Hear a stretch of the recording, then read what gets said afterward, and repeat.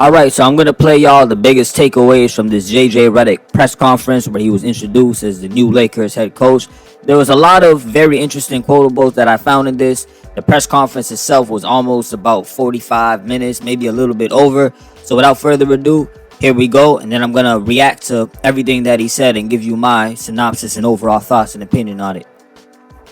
However, I don't really have a great answer for your question because I really don't give up. Like, honestly, I want to coach the Lakers. I want to coach the team. I don't want to dispel anything. I don't. I want to become a great coach in the NBA, and I want to win championships, and I want my players to maximize their careers. That's all I care about.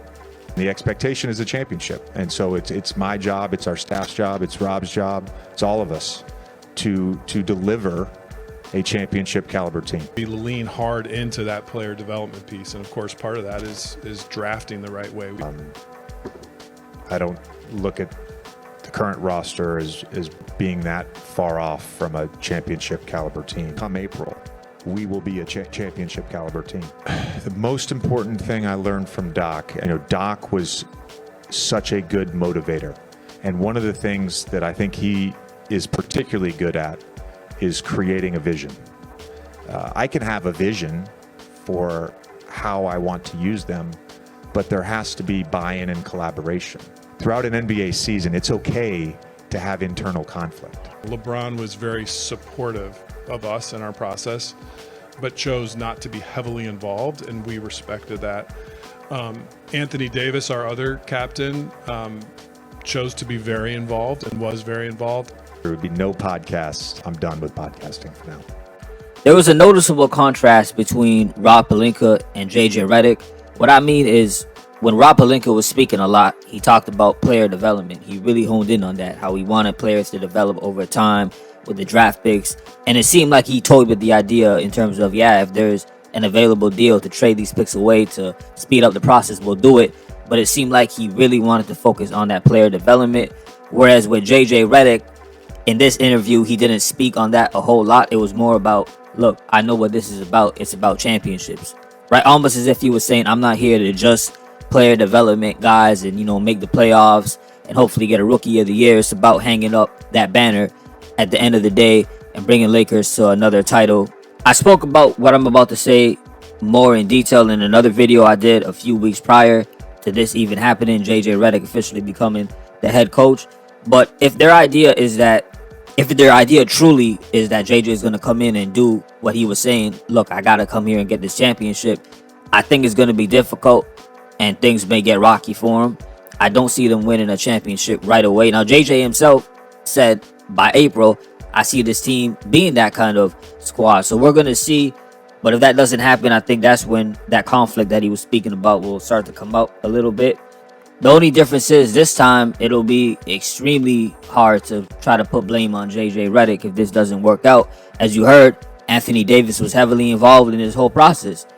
So obviously he gave his blessing to the Lakers. I like this guy, go get JJ Redick. They said LeBron wasn't involved, but if you're doing a podcast with this man and you're drinking wine, going over strategies, X and O's, and y'all are seeing eye to eye, then obviously you have his blessing indirectly already, which makes that vision that JJ Redick was talking about, players buying in, a lot more easier now that you have your two superstars who have.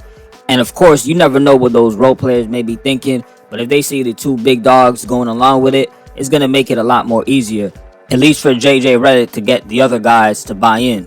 This also puts a lot more pressure on LeBron and AD to perform, be leaders, and make sure this all works out, because both of them are clearly okay with JJ Redick being the head coach. So whatever that doesn't work out, it can't be a situation now where you say, well, there was little differences or obstacles with JJ Redick being the head coach, since from the beginning you were okay with it, right? Again, as JJ said, you're going to have your little conflicts and issues here and there.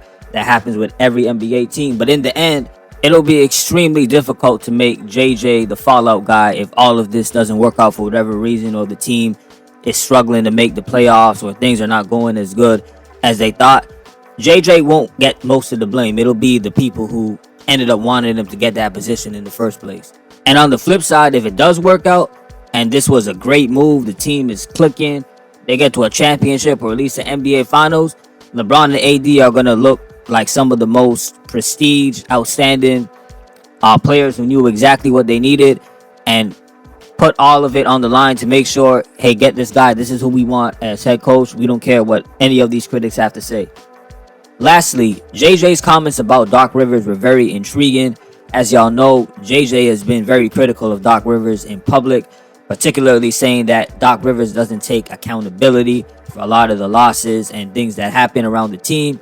In the event that, again, things aren't going good, I'm going to assume JJ will be the first one to take accountability, for better, for worse, just based off of a lot of the critique that he said about Doc Rivers. I've heard Doc Rivers respond back saying that JJ, at some of his best years when he was on that Clippers team that Doc was coaching, there was some other things he said, but along those lines, that was one of the statements he made that really stood out to me. Basically, regardless of whatever critiques LeBron and AD may be getting in the future or even now, whether it's critique or praise, I don't want to just make it seem like it's all doom and gloom and this has no chance of working.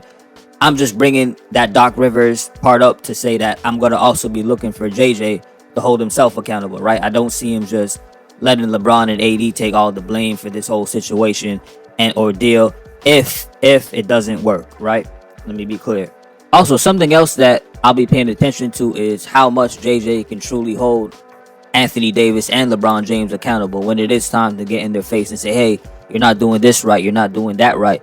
That will be the real challenge, right? Being able to set that example in front of your superstars, and then everyone else will know, okay, we got to fall in line. JJ is the clear dog. This is not LeBron James using JJ as a tool. He's the clear guy, and he's even going against LeBron and AD. Anyways, let me know what y'all think about this press conference. Anything else that I missed that you want me to go over. Again, the whole clip is about 45 minutes. There was a lot more said. If you want to check it out, go ahead. Peace and salute.